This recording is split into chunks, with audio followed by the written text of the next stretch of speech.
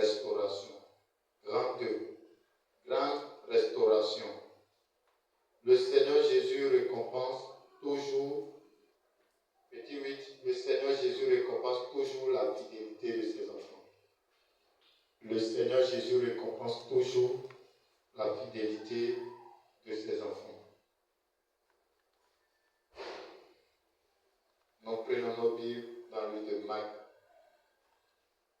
Marc chapitre 10. Marc chapitre 10. Nous allons commencer à partir du verset 17. Marc chapitre 10. Verset 17. Père, je bénis ton nom pour ta parole. Je te demande, notre Dieu, notre roi, d'apporter la vie, que les cœurs soient disposés, que les vies soient restaurées. Au nom puissant de Jésus, ouvre l'entendement de chacun, parle à chacun, et que la gloire te revienne. Au nom de Jésus. Amen. On va commencer à filmer. Donc, grande restauration. Petit 8. Le Seigneur Jésus-Christ récompense toujours la fidélité de ses enfants. Et nous prenons nos Bibles dans le livre de Marc chapitre 10, à partir du verset 17. Voici ce qui est écrit. Comme Jésus se mettait en chemin, un homme accourut et se jetant à ses pieds, se jetant à genoux devant lui. Bon maître, le demanda-t-il, que dois-je faire pour hériter la vie éternelle? Jésus lui dit, pourquoi m'appelles-tu bon? Il n'y a de bon que Dieu seul. Tu connais les commandements.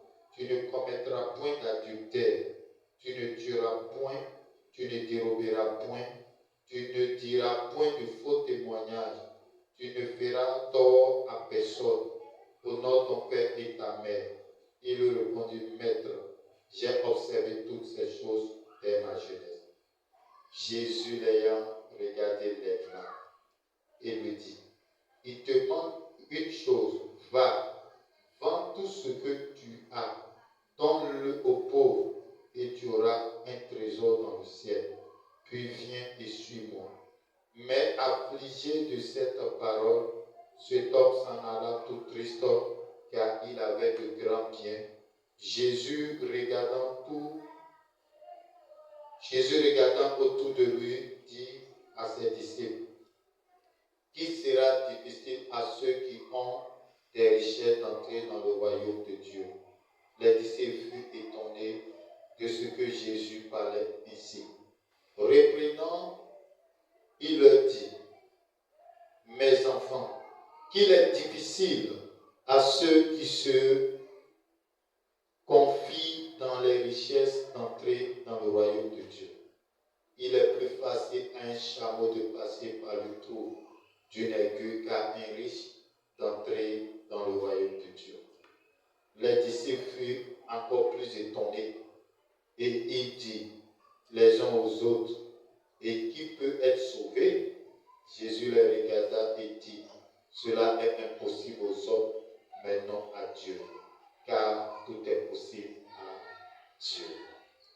Alléluia. Gloire à Jésus. Que le Seigneur te bénisse. Que la grâce du Seigneur soit avec toi. Amen. Que la faveur de Dieu soit sur ta vie. Amen. Que la paix de Dieu soit avec toi. Amen. Au nom de Jésus. Alléluia. C'est une histoire très intéressante, mais c'est une histoire qui est d'actualité aujourd'hui. Ici, on parle d'un jeune homme qui est riche. Ça veut dire que c'est quelqu'un qui a les biens matériels. Il est riche, il a les biens matériels en abondance. Et la Bible dit que Jésus était en train d'aller à Jérusalem. Et sur le chemin de Jérusalem, il est passé par des villes, des villages. Alléluia. Et la Bible dit que lorsqu'il est arrivé dans une contrée, il y a le jeune riche qui a vu Jésus. Et lorsqu'il a vu Jésus, il a couru Jésus. Et il demande à Jésus, bon maître. Et Jésus va lui dire, pourquoi tu m'appelles bon? C'est un seul qui est bon, c'est Dieu le seul. Jésus était en train d'attirer son attention pour dire que c'est Dieu qui est bon. Si tu vois les choses que je fais, c'est parce que c'est Dieu qui est bon. Parce que je suis moi-même Dieu. C'est-à-dire Jésus voulait attirer l'attention de cet homme-là pour dire que tout ce que tu vois faire, tu vois que je fais là, c'est bon. Et comme c'est bon, c'est Dieu seul qui est bon. Et c'est Dieu seul qui peut faire ça. Donc Jésus était en train de dire à cet homme-là qu'il était effectivement le Dieu dont il parle. Alléluia. Et la Bible dit qu'il va poser une question pertinente. Il va demander à Jésus, que dois-je faire pour hériter la vie éternelle? Alléluia. Ça, c'est une personne qui est une personne qui veut être sauvée. C'est une personne qui veut avoir le salut, qui veut avoir la vie éternelle, la vie de Dieu. Alléluia. Et la Bible dit que Jésus va commencer à citer les commandements. Il dit, mais tu connais les commandements, du verset 19. Tu connais les commandements. Tu ne commettras point d'adultère. Donc Jésus va lui dire, tu ne dois pas commettre d'adultère. Commettre d'adultère, c'est quand tu es marié et puis tu t'en vas avec une personne autre que ton conjoint. On se comprend? On se comprend?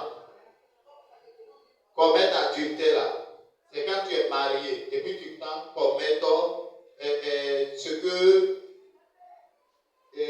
le péché avec une autre personne. Au lieu que tu commets avec soit ta femme ou bien, au lieu que tu sois avec ta femme ou bien ton mari. On se comprend? On appelle ça commettre adultère. Donc si tu vois une personne qui est mariée, qui court après les jeunes filles, les jeunes garçons, c'est que la personne est en train de commettre adultère. Et c'est un péché, c'est pas bon. On se comprend? On se comprend? Et il dit, tu ne commettras point d'adultère, tu ne tueras point. Qu'est-ce qu'il a dit? Il dit, tu ne tueras point. Maintenant, je te demande, est-ce que tu observes ça? Hein? Alléluia. Et Jésus va lui dire, tu ne tueras point, tu ne déroberas point. Dérober là, ça dit tu ne voleras pas. Qui vole? Donc celui qui vole, c'est pas bon. On se comprend? Tu ne déroberas pas. Et puis il dit, tu ne diras point de faux témoignages. Tu connais les faux témoignages, non? Hein? Ça veut dire la personne n'a pas fait la chose, mais toi, tu dis que la personne a fait. Ça, c'est un faux témoignage. Ou bien tu accuses quelqu'un à tort. C'est un faux témoignage. On se comprend? Donc Jésus dit que tu ne dois pas faire ça. Il dit, tu ne feras tort à personne. Tu ne feras tort à personne. On dit de ne pas faire tort à quelqu'un. On se comprend?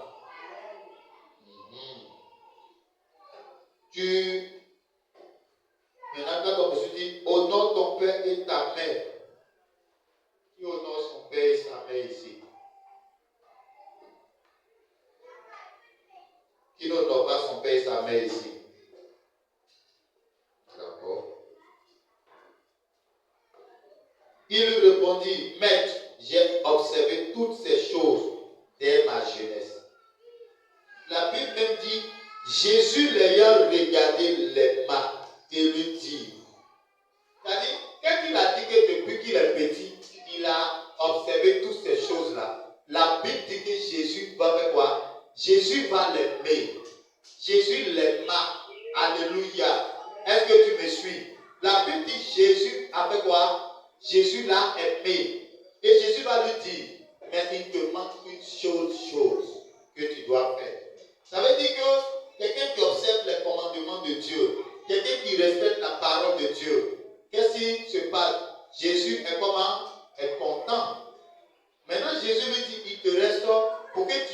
salut là, pour que tu sois sauvé, il te manque une seule chose. Et voici la chose que le Seigneur va lui dire. Jésus l'ayant regardé les mains et lui dit, il te manque une chose, va, vends tout ce que tu as, donne-le aux pauvres et tu auras un trésor dans le ciel. Puis viens et suis-moi. Alléluia. Le Seigneur dit quoi? Le Seigneur dit à ce jeune riche, il te manque une seule chose. Ce que tu as, tes biens que tu as, va et puis vends ça et faut donner ça aux pauvres. Maintenant, Jésus n'a pas dit, pour rester là-bas, il dit, viens et suis-moi. Alléluia. C'est la même chose comme quelqu'un qui travaille. Et puis Jésus lui dit, pour laisser ton travail là, viens, tu vas me servir. C'est la même chose comme quelqu'un qui est dans une entreprise, on le paye bien. Et puis Jésus dit, laisse tout ça là, et puis viens me servir. Alléluia. Parce que quand tu regardes ici, tu vas dire que le jeune riche là, il aime l'argent. Mais toi-même là, tu aimes l'argent aussi. Parce que souvent tu ne peux pas sacrifier même en 1 heure pour servir Dieu. Toi aussi tu aimes l'argent. Alléluia. Même 1 heure, tu ne peux pas sacrifier pour servir Dieu. C'est toi qui trouves que tu n'as pas le temps. Et puis, parce que quand tu vas lire ça, tu vas commencer à juger le jeune riche. Pourtant, c'est la même chose que toi tu fais.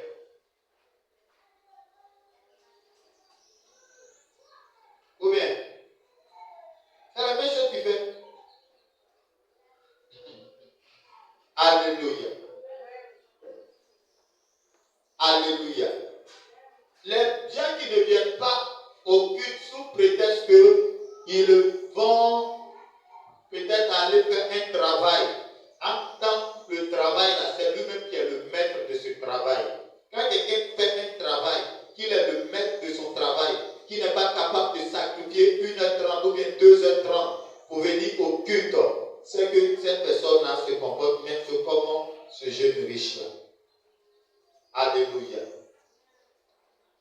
Alléluia. Amen. La Bible dit que ce jeune homme avait impressionné le Seigneur et tous ceux qui étaient là. Mais le Seigneur lui donna une seule recommandation et il fut attristé à cause de ses biens. Alléluia. Souvent tu regardes quelqu'un, tu dis, oh mon fils là il est zélé. Mais donne-lui une seule recommandation. C'est là que tu vas comprendre que son zèle là, c'est un zèle amer. Il faisait ces gens de choses pour impressionner, pour se faire voir. Alléluia. Et la Bible dit que Jésus va prononcer une parole, il va dire, Jésus va dire, mais, Jésus verset 21, je reprends le verset 21, il dit, Jésus l'ayant regardé les mains, il lui dit, il te manque une chose, va, vends tout ce que tu as, donne-le aux pauvres et tu auras un trésor dans le ciel. Puis, viens et suis-moi. Donc, suivre Jésus, ça veut dire, tu acceptes Jésus, tu acceptes les conditions que le Seigneur te demande d'observer et d'obéir. Alléluia. Mais la Bible dit, mais affligé de cette parole, cet homme s'en alla tout triste. La Bible dit qu'il a été affligé. La Bible dit que cet homme a été affligé et il est parti chez lui tout triste. Pourtant, auparavant, la Bible dit qu'il va courir. Il va se mettre à genoux, il va se prosterner.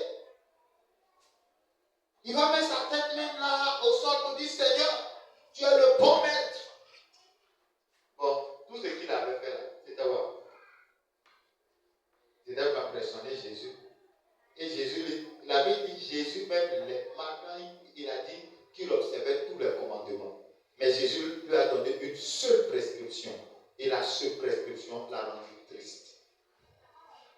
Alléluia. Ce matin, qu'est-ce que le Seigneur te te demande de faire et puis qui te rend triste? Hein, répondez-moi. Qu'est-ce que Dieu te demande de faire et puis qui te rend triste? Tu te dis, non, moi je ne peux pas faire ça. Je suis incapable de faire ça. Je ne peux pas faire ça. Quand je regarde ma dignité, je vais perdre ma dignité. Si le Seigneur me dit de faire ça, je vais perdre ma dignité. Donc tu protèges ta dignité que l'ordre que le Seigneur te demande de faire. Alléluia. Alléluia. Ce matin, ce texte est très très intéressant. La Bible dit que à cause de ses biens, le jeune homme a été attristé. La Bible mentionne qu'il avait de grands biens. La Bible mentionne qu'il était riche. Alléluia. Et le Seigneur va dire une autre parole. Il va dire, Jésus regardant autour de lui, dit à ses disciples, qu'il sera difficile à ceux qui ont des richesses d'entrer dans le ciel de Dieu. Il sera quoi? Difficile. À qui? À ceux qui ont des richesses.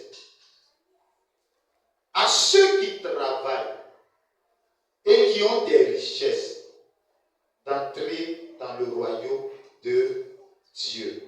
Pourquoi? Parce que ce sont des personnes qui se confient dans leur richesse.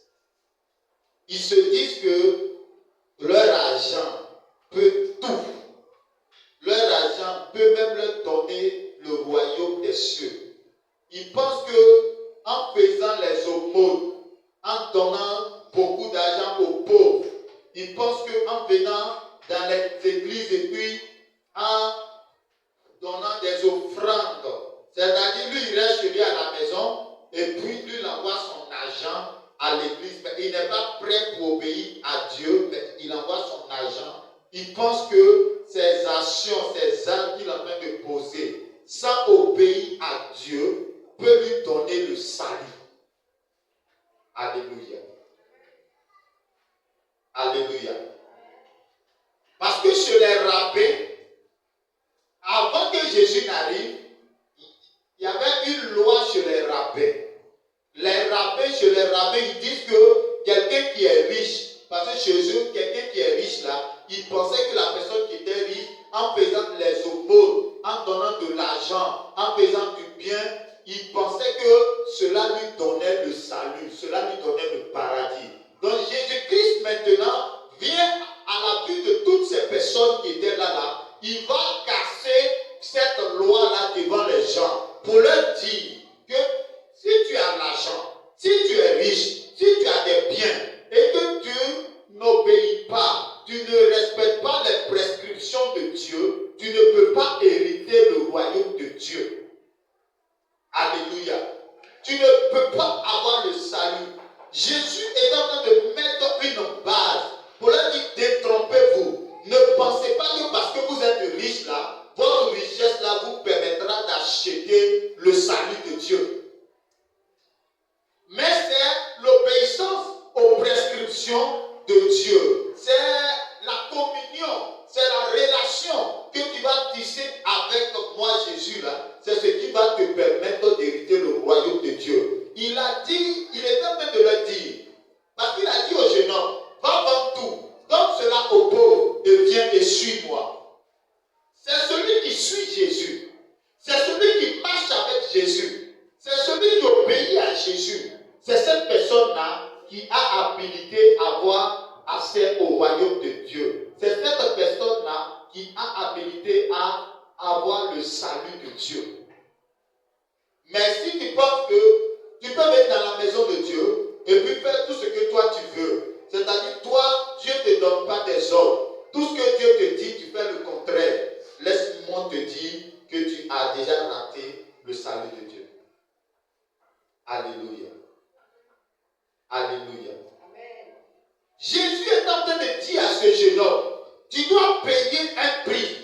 Pour avoir le salut de Dieu là, tu dois payer un prix. Et le prix à payer, c'est que tu partes vendre tout ce que tu as et que tu viennes et que tu me suives.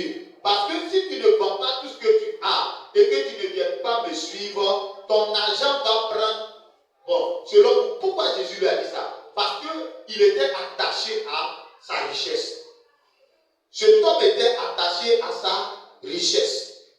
Donc, un homme qui est attaché à sa richesse ne peut pas hériter le royaume de Dieu, ne peut pas hériter le salut de Dieu. C'est lorsque tu t'attaches à Jésus que tu hérites le royaume de Dieu. Alléluia. C'est un texte très intéressant, ça me plaît bien. Jésus, regardant autour de lui, dit à ses disciples qu'il sera difficile à ceux qui ont des richesses d'entrer dans le royaume de Dieu. Alléluia. Aujourd'hui, nous voyons ceux qui ont des richesses. Certains même posent des actions ignobles. C'est-à-dire d'autres même là, tellement ils font de mauvaises choses, ils pensent que en prenant de l'argent, en partant voir, donner de l'argent aux orphelinats, aux orphelins, aux veuves, aux pauvres, ils pensent que ça peut résoudre leur problème de salut. Non. Le salut là, il y a une seule porte, c'est Jésus. Et c'est ce qu'il va te demander de faire. Parce que les prescriptions que Jésus va te demander de faire, ce ne sont pas les mêmes prescriptions qu'il va me demander de faire. Est-ce que tu comprends? Donc Jésus était en train de leur dire, imagine que pour avoir le salut, on donnait de l'argent. Est-ce que les pauvres allaient avoir le salut? Les pauvres n'allaient pas avoir le salut. Donc Jésus est en train de leur dire que la loi des rabbins, ça là, Jésus veut dire casser ça. Ça ne peut pas vous sauver. Ta richesse, ton argent que tu as là, ça ne peut pas payer le salut. C'est pourquoi Jésus est en train de leur dire que même les pauvres, ceux-là même qui acceptent Jésus et qui le suivent là, ont aussi le salut. Donc si toi le riche, tu n'acceptes pas Jésus et tu ne suis pas Jésus, tu ne peux pas avoir le salut de Dieu. Tu ne peux pas avoir accès au paradis de Dieu. Alléluia. Alléluia. Alléluia. Et ce jeune homme a refusé de payer le prix. Ce matin, je veux t'exhorter à payer le prix pour lequel Dieu te demande de payer pour le suivre. Alléluia. Alléluia.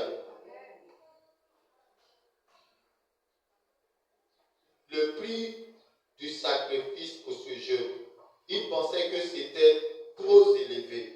Il a préféré sa richesse, son argent au salut. Donc la Bible dit qu'il s'est retourné. Il est parti tout triste chez lui à la maison. Donc imagine quelqu'un qui vient, il a la porte du salut. Et puis il regarde l'argent, il regarde le paradis, il regarde l'argent, il regarde le paradis, et puis il dit, je prends l'argent. Il ne faudrait pas que ce soit ton cas. Et aujourd'hui, plusieurs personnes laissent le paradis de Dieu, d'autres laissent le paradis à cause de femmes, d'autres laissent le paradis à cause de même poulet. Il y a des gens, on les invite pour manger poulet, et puis ils laissent le paradis. Il y a des gens, on les invite pour de la boisson, ils laissent le paradis de Dieu. Il y a des gens, on les invite pour des miettes, ils laissent le paradis de Dieu. Ils refusent de se conformer à la parole de Dieu, à ce que Jésus leur demande de faire. Et ils laissent leur paradis, ils laissent leur salut comme ça. Toi, tu es à quel niveau? Hein? Faut demander à ta soeur, à ton frère, toi, tu es à quel niveau?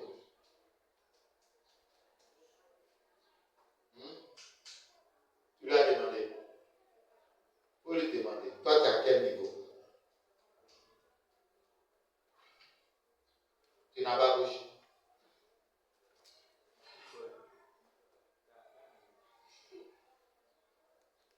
Hein? Tu es à quel niveau? C'est où tu as laissé ton salut? Pour une cuisse de poulet? Pour de l'argent? Pour tes études?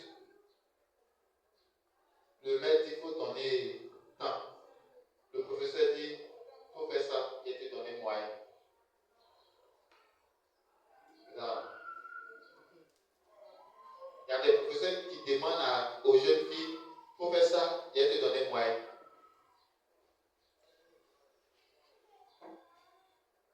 Alléluia. Les disciples furent étonnés de ce que Jésus parlait ainsi et reprenant, il leur dit, mes enfants, il est difficile à ceux qui se confient dans les richesses d'entrer dans le royaume de Dieu. Écoutez bien ici. Ici, Jésus n'a pas dit que celui qui est riche ne peut pas rentrer au ciel. Parce que c'est ça aussi. Ce n'est pas pour autant que tu vas rester pauvre. On se comprend. Jésus n'a pas dit que le riche là ne peut pas avoir accès au ciel. Si le riche ne se confie pas dans sa richesse et se confie en Jésus, ce riche-là sera sauvé. Mais si même le pauvre, s'il est pauvre, qui ne se confie pas en Jésus et qui se confie dans sa pauvreté-là, il ne va pas être sauvé aussi. Est-ce qu'on se comprend? Donc la condition pour être sauvé, c'est de se confier à qui? À Jésus. La condition pour être sauvé, c'est de se confier à Jésus, c'est de ne pas se confier à ses richesses. Si tu te confies à ton argent, à tes biens que tu as, bien aimé, tu ne peux pas avoir le salut de Dieu. Est-ce que tu peux acclamer Jésus?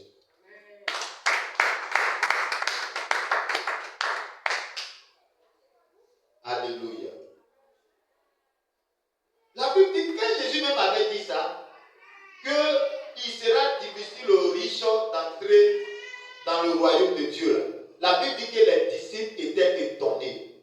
Parce que chez les rabbins, il parlait que, c'est-à-dire, quand tu es riche, tu poses des bonnes actions, et ils pensaient que ça leur donnait le paradis. Et aujourd'hui, c'est ce que plusieurs pensent.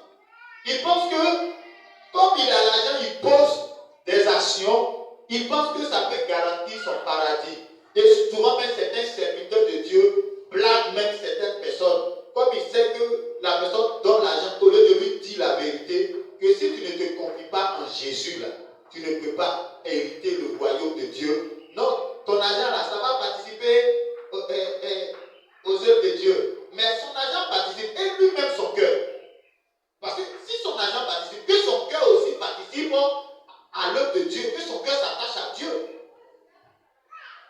Parce que si ton argent participe, que ton cœur n'est pas attaché à Jésus, tu ne peux pas hériter le royaume de Dieu. Alléluia. On ne peut pas acheter le salut de Dieu. Le salut de Dieu, la porte, c'est Jésus, qui est le chemin, la vérité et la vie. Et selon ce que le Seigneur va te demander de faire, c'est selon ces prescriptions-là qui vont te permettre d'aller dans le royaume. Alléluia. Parce que Jésus connaît le cœur de chaque personne. Il connaissait le cœur de ce jeune homme. Il savait que son cœur était attaché à sa richesse. Il voulait que son cœur se détourne de sa richesse pour s'attacher à lui. Mais ce jeune homme a refusé. Alléluia. Ce matin, le Seigneur me charge de te dire que ton cœur se confie en l'Éternel. Que ta vie s'attache à l'Éternel. Alléluia. Mais ne t'attache pas aux biens matériels. Ne t'attache pas à la richesse que tu as. C'est vrai que le Seigneur nous demande de travailler pour acquérir de la richesse. Mais quand tu as la richesse, ne t'attache pas à cette richesse-là. Mais attache-toi toujours au Seigneur. Alléluia. Donc le Seigneur dit que ce jeune homme, c'est parce qu'il se confie en sa richesse qu'il ne peut pas hériter le royaume de Dieu. Amen. Et le Seigneur va dire encore, il est plus facile à un chameau de passer par le trou d'une aiguille qu'à un riche d'entrer dans le royaume de Dieu. Donc, souvent les riches, beaucoup, qu'est-ce qui se passe? C'est que beaucoup, quand ils sont là, ils pensent que, comme ils sont riches, Donc, ils peuvent avoir tout ce qu'ils veulent. Vous allez voir des riches même qui oppriment des personnes. Des riches même qui viennent, qui arrachent des biens des gens. Des riches même, parce qu'ils sont riches, ils viennent, ils peuvent monter même des personnes contre une personne pour détruire même la vie d'une personne à cause de sa richesse. Parce qu'il se dit, son argent peut tout lui donner. Il peut même payer des personnes pour aller faire des sales boulots. Alléluia. Si demain Dieu t'a rendu riche, il faut que ton cœur reste attaché à l'Éternel. Amen.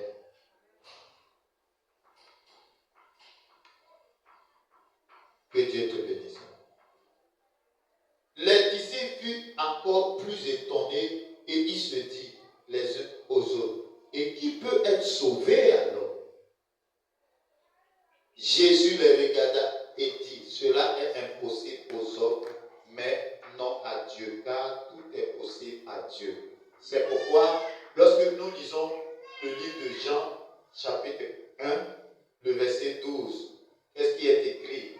Il est écrit, mais à tous ceux qui l'ont reçu, à ceux qui croient en son nom, elle leur a donné le pouvoir de devenir quoi? Enfants de Dieu. Le verset 13 dit, lesquels sont nés non du sang, mais ni de la volonté de l'homme, mais de Dieu. Donc le salut là, c'est Dieu qui donne le salut. Le salut se trouve auprès de Jésus. C'est pourquoi quiconque accepte Jésus et dit au Seigneur qu'il prend le Seigneur Jésus comme le centre de sa vie, a le salut. Alléluia.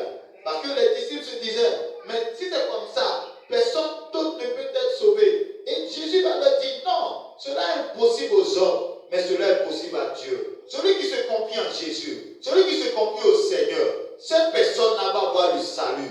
Pourquoi? Parce que Jésus est Dieu. Est-ce qu'on se comprend? On se comprend, non? Parce que Jésus est Dieu, si tu te confies en Jésus, tu vas avoir le salut. Mais si c'est par tes propres forces, par tes propres moyens, tu penses que peut-être par l'argent tu peux acheter le salut, ou bien par les magouilles tu peux avoir le salut chez Dieu là. Ça ne se passe pas comme ça. C'est sur la terre que tu peux faire tes magouilles. Mais si tu quittes la terre là, chez Dieu, il n'y a pas de magouilles là-bas. Alléluia. Alléluia. Donc c'est pourquoi il est préférable de s'attacher au Seigneur. La Bible dit, Pierre, verset 28.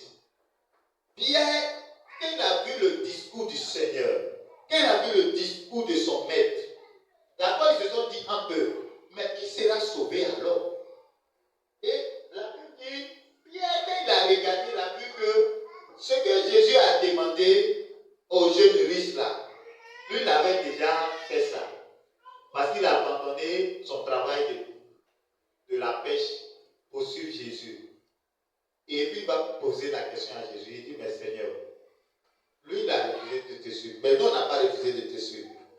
Maintenant, quel est notre sort? Nous on a tout abandonné pour te suivre. Quelle sera notre récompense? Regardez. Donc ce qui veut dire que chez Jésus là, Jésus n'a pas dit qu'un homme doit être pauvre. Un homme doit être misérable. Ce n'est pas parce que tu suis Jésus que tu vas être pauvre, tu vas être misérable. Et écoutons la réponse du Seigneur.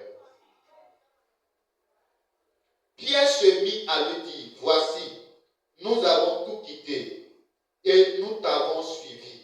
Jésus répondit, je vous le dis en vérité, il n'est personne ayant quitté à cause de moi et à cause de la bonne nouvelle, sa maison, ou ses frères, ou ses soeurs, ou sa mère, ou son père, ou ses enfants, ou ses terres, ne reçoivent au centuple présentement dans ce siècle-ci des maisons, des frères, des sœurs, des mères, des enfants et des terres, avec des persécutions, et dans le siècle à venir la vie éternelle.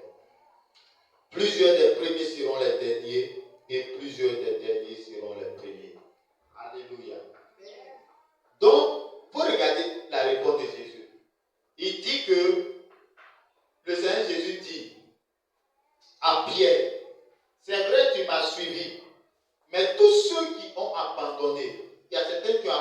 père. Il y a certains qui ont abandonné mère. Il y a certains qui ont abandonné leur terre. Il y a certains qui ont abandonné leur travail.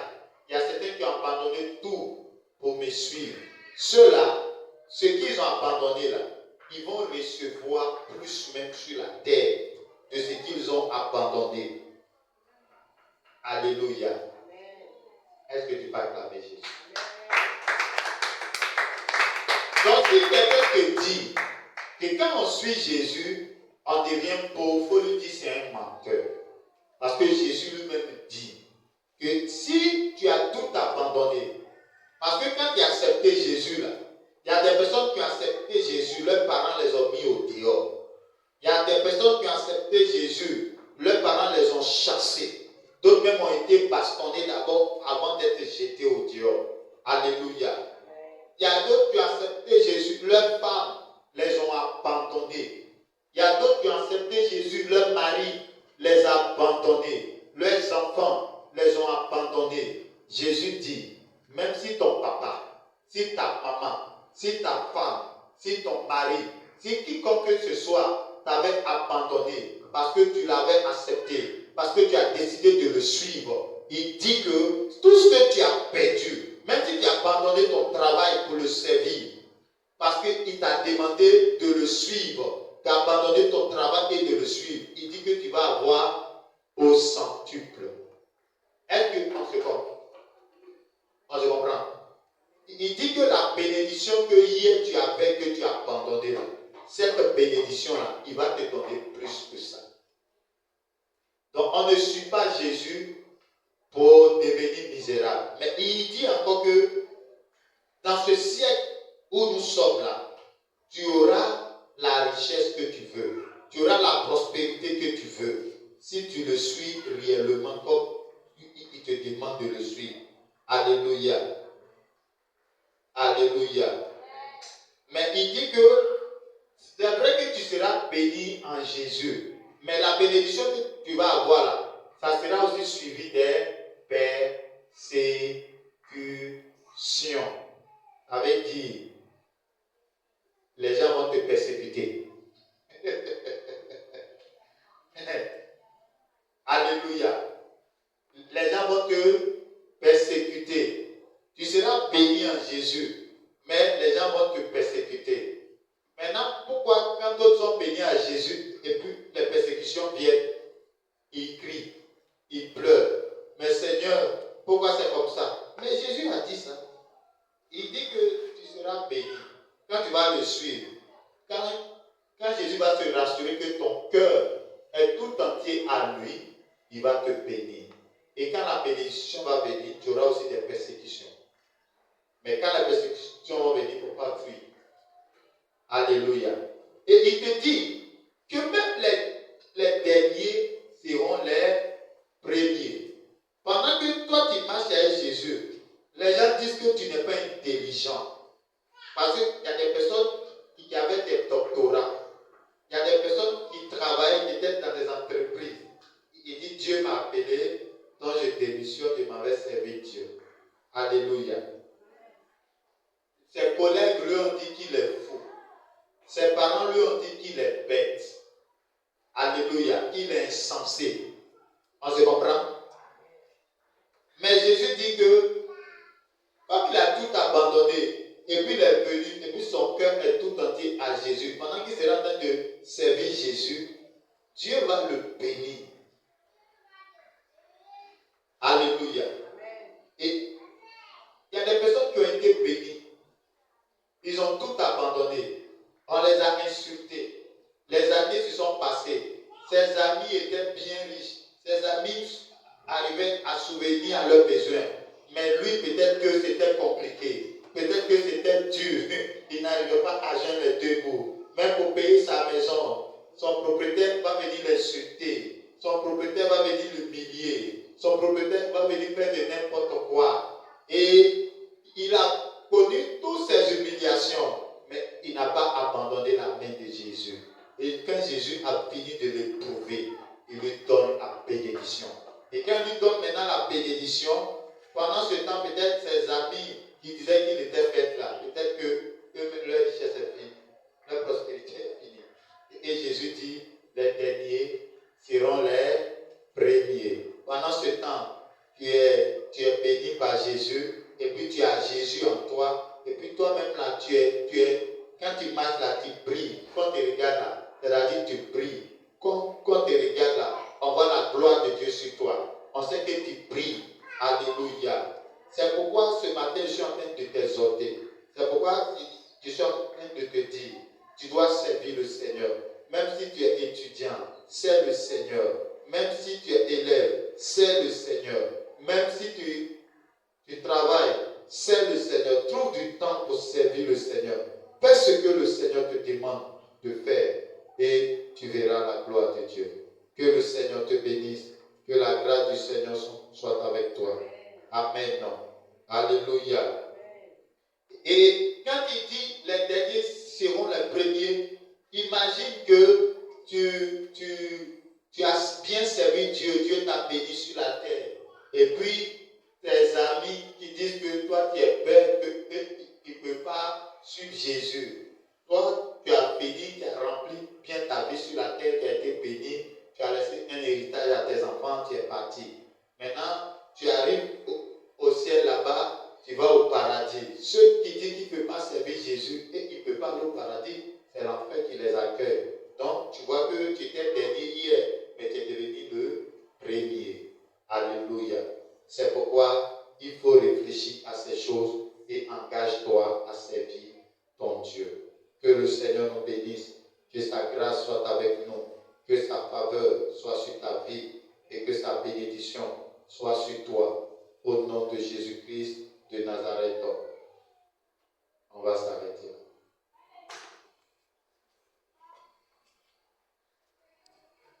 Et puis je pose question.